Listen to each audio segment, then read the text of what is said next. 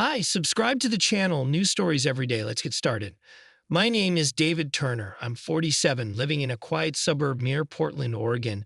I work as a project manager at a small engineering firm, balancing deadlines with fatherhood. My wife, now ex-wife, I suppose, is Vanessa Turner, 40, a part-time insurance agent who once seemed to fill our home with laughter. We have two kids, Gavin, 16, and Elise, 14. For years, I believed we had an ordinary, stable life. Now I know that was half an illusion.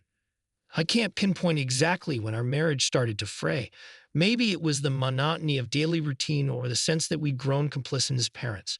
Vanessa and I used to talk about traveling more once the kids were older or maybe moving to a better district. But in the last year, she grew distant. She took more shopping trips, went out late with colleagues, and seemed glued to her phone. I brushed it off initially. Perhaps I was too trusting, but I never suspected the betrayal that would unravel before me. One evening, I was seated at the dining room table, going through project blueprints on my laptop, while Vanessa bustled around the kitchen. She was wearing new perfume, something floral and sweet, which was unusual for her. She'd also had a brand new dress, snug around the waist, a style she'd never worn in our 15 years of marriage. She said she had to meet a coworker for an urgent client matter. The kids were in their rooms, presumably studying. I remember joking, "That's quite a dress for a client meeting." She smiled a bit too brightly and said, "Well, you never know who we might need to impress." I was a bit uneasy, but I let it slide. She left, and I spent the night in a swirl of vague suspicion, telling myself I was just insecure. Over the next few weeks, her patterns persisted. Phone calls she took in, hushed tones, receipts for suspicious lunches, a tension in her posture when I asked where she was. But I had no proof of anything, just a gnawing feeling that something was off. About a month later, my best friend, Mark Harrington, we've been friends since college, came over on a Saturday afternoon to watch the football game. Mark's a roguish, easygoing guy who works as an airline mechanic. He'd broken up with his last girlfriend, so he was in no hurry that day. I told him I'll be home by dinner. He planned to stay to watch the evening college match. Meanwhile, I had a site visit for work. Our neighbor needed some remodeling plans for their porch, and I was set to do a quick consultation. So I left Mark in my living room with the TV remote, a bag of chips, and said, "Don't let the kids hog the TV, all right?" He laughed and said, "No problem, buddy." Vanessa was out. She'd said she was picking up groceries. Gavin had gone off to a friend's house, and Elise was babysitting next door. The house was basically Mark's to watch the game alone. No big deal, I thought. But I was clueless that fate was about to drop a bombshell. An hour later, Mark texted me, "You almost home?" I found it strange. Usually he only texted if it was urgent. I called him, but he declined, then texted, "Call me later." Something about it felt odd, but I was knee-deep in that site consultation, so I finished up quickly. Then I called Mark again as I got in my truck. Me. "Hey man, everything okay? Asterisk, asterisk." Mark, voice low, serious. Not exactly. We need to talk in person." "Are the kids all right?" I asked, panic building. "The kids are fine," he replied. "It's your wife, man. Ah." He hesitated. She came back with, not groceries, but some guy. My knuckles went white on the steering wheel. "What do you mean, some guy?" "I mean," Mark said grimly, "you parked around the corner, snuck in, they started making out in your kitchen." His voice trailed off. "I'm sorry to say, but they, got pretty involved on the damn kitchen table." My heart pounded so hard I could barely speak. "You saw them?" He sighed. "Yeah, I was in the living room, TV muted for a second, heard voices from the kitchen, so I went to greet her, figuring she might want to say hi. Then I saw that. I felt like the air had been sucked out of my lungs." "What did you do?" Mark said he'd taken pictures as proof because he knew I'd need to see it to believe it. Well, obviously they saw me," he added, "and your wife freaked out, started shouting at me to leave." The guy pulled on his pants and ran off. "Are you still at the house?" I asked, voice trembling with a mix of rage and devastation. "No," Mark said. "She basically threw me out, too." "Where's my kids?" I demanded. "Elise is babysitting." "They're not there. Your kids didn't see any of it." I exhaled, partly relieved. "All right, I'm heading home." By the time I got home, the sun was setting. I parked in the driveway, heart hammering in my chest. The front door was locked from inside. I banged on it. "Vanessa, open up." I hissed, not wanting to cause a scene for the neighbors. She opened it, eyes red, disheveled. She tried to speak. Vanessa, David, let me explain. It's not what it... Asterisk, asterisk. Me, furious. Not what it looks like. I have pictures, for God's sake. I shoved past her into the hallway. She followed, tears in her eyes. David, listen. I can explain. I spun around. Explain what? That you brought a stranger, or maybe not a stranger who knows, into our home, onto our kitchen table. I pointed toward the kitchen, my voice shaking with anger. She tried to hold back tears. He's just a friend. It happened spontaneously, a mistake. A mistake, I repeated bitterly. So hooking up with him in our house, a place our kids call home, is just a mistake. She began sobbing. I'm sorry. I was confused. I felt unloved. Stop. I cut her off, choking on my own heartbreak. I worked my butt off for this family, for you, for the kids. You want to talk about unloved? She fell silent, tears streaming. I recalled Mark's photos. I recalled all the suspicious nights out. My rage coalesced into a decision. Get out, I said quietly. Her eyes went wide. What? You heard me. Pack your things and go. She started to argue about the kids. You can think about the kids when you decided to cheat. My voice trembled. I'm not letting you stay here. She cried harder, half collapsing onto a chair. I have nowhere to go. Go to your mother's. Please, she begged. I'll fix this. I'll do therapy, anything. No, I shook my head, fighting tears of my own. You made your bed. Mother-in-law's denial. That night, she packed a suitcase, and I let her stay in the guest room just to avoid rousing the kids if they came home. The next morning, I told them to gather at the living room. Gavin had come back late, Elise from her babysitting. The kids looked worried. I explained in clipped tones, your mother and I are having serious issues. She's leaving to stay at Grandma Evelyn's for a while. They were stunned. Why, Dad? Gavin asked, panic in his eyes. I couldn't bring myself to say she cheated. Not yet. I just said, we'll talk more soon, but for now, trust me, it's best if your mother stays elsewhere. She left, tears streaming, kids partly confused but hugging her anyway. Then, sure enough, my phone rang that afternoon. Evelyn, my mother-in-law, an outspoken woman who always championed Vanessa as if she were an angel on earth. I sighed and picked up. Evelyn, what in the world is going on, David? Vanessa's here crying, saying you kicked her out. How could you do that to my daughter? Me? She cheated on me, Evelyn, in our own home. Evelyn, incredulous.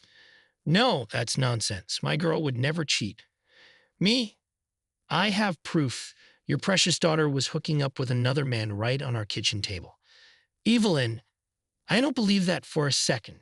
That must be some twisted rumor. Me, it's not a rumor. I have photos. She scoffed. That can be photoshopped or staged. Staged? I almost laughed at the absurdity. You think I'd stage something so vile? Then, fueled by anger, I told her I'd send the pictures if she insisted. She said, go ahead, so I texted them. Soon enough, I heard her quiet, oh my God, on the phone. Then her voice turned again. Anyone could fake these. I let out a bitter chuckle.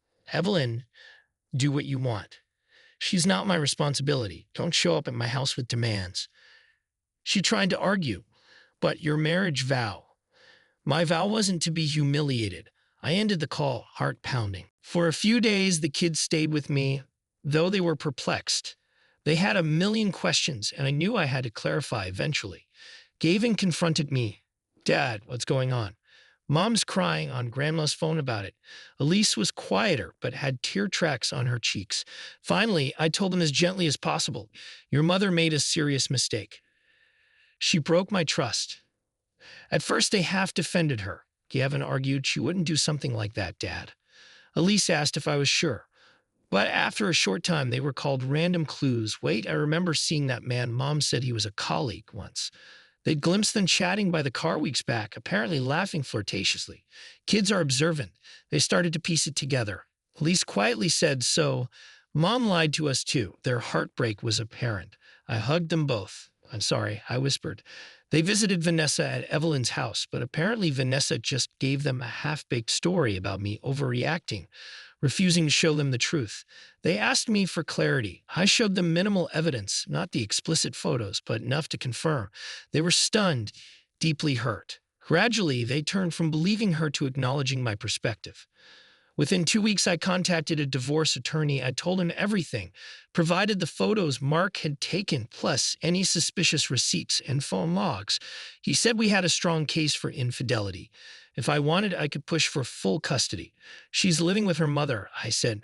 Not exactly stable. He nodded, suggesting we aim for the house, finances, primary custody, minimal spousal support. I felt cold inside, but resolute. Vanessa found it out through her mother, who was raging, claiming I was ruining her daughter's future. The mother wrote me scathing texts about how I was petty and punishing Vanessa for a one-time error. I blocked her. Vanessa tried to call the kids direct, but Gavin and Elise weren't picking up. They felt too betrayed. Mark remained my rock throughout. One night he came over, we had beers, and he said, "I can't believe this turned into such a fiasco. I'm sorry I was the one who had to see that." I gripped his shoulder. "Thanks for telling me the truth, man." We chuckled darkly about how ridiculous it was that Vanessa had the nerve to do it on our own kitchen table. He joked, "At least you'll get a brand new table after the divorce, right?" I tried to laugh, though. Part of me still felt raw. The divorce process took a few months. In that time, Vanessa apparently latched onto that other man again, or maybe a new fling. I didn't bother to keep track. She rarely tried to see the kids, except once or twice inviting them out for lunch. They said they felt awkward about it. She tried to frame me as controlling or emotional, but the photos, plus testimony from Mark, made her argument weak. Her mother still insisted the photos were doctored, but that garnered no credibility in court. Eventually, the judge granted me primary custody. Vanessa was allowed visitation, but the kids themselves felt reluctant. I ended up with the house minus a minimal sum of money I had to give her in settlement, partly just to expedite the process. I didn't mind that small chunk if it meant finalizing the divorce quickly. She ranted about wanting more, but her own lawyer likely told her it was a losing battle. She signed the papers looking hollow. I felt a swirl of pity for her, but mostly relief. Once the dust settled, the kids and I lived a calmer routine. They were old enough to handle some chores, and we adjusted. Sometimes Elise would ask me softly, "Dad, do you miss her?" I'd respond with measured honesty, "I miss the person I thought she was, but I don't miss how she acted in the end." Gavin occasionally expressed anger at his mother. I tried to reassure them to keep respect. "She's still your mom." I told them that you're allowed to feel hurt. A few months later, Vanessa tried to get them to come to dinner at her mother's house, but they refused, citing the tension with their grandmother's denial. The mother-in-law phoned me again, screaming, blaming me for turning the kids against them. I hung up. Ignoring her rants, she could believe whatever she wanted. It no longer concerned me. Meanwhile, Mark teased me that I should burn that cursed kitchen table. I half joked. I already replaced it with a brand new, bigger one. He just laughed. Here I am now, roughly a year post-divorce, building a new life with Gavin and Elise. We still have rough days. They occasionally text with Vanessa, but it's sporadic. She apparently moved in with some new boyfriend. Her mother remains bitter, not acknowledging reality. As for me, I'm not sure I have the energy to date yet, but Mark keeps egging me on to try. "You deserve someone better," he says. I respond, "Maybe one day." In quieter moments, I reflect on how fragile trust can be. If Mark hadn't discovered them, maybe it would have dragged on, or maybe I'd have stayed ignorant. But ironically, I'm thankful, because living a lie would have been worse. My mother-in-law's stubborn refusal to believe the evidence is a sobering reminder. Some people cling to illusions. They'd rather blame me or claim photos were staged than face the reality of a loved one's betrayal. No regrets about how I handled it. I demanded she leave. I protected my kids from further heartbreak.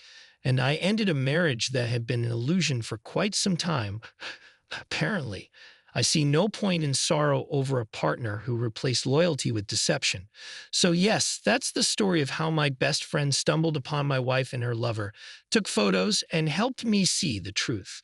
My mother-in-law's denial changed nothing. The truth was unstoppable. And though the kids were initially confused, they recognized the pattern. They glimpsed that man more than once, calling him a colleague, which was a lie. I can't say it was all comedic. The heartbreak was real. But in hindsight, certain moments were bizarre enough to almost be funny.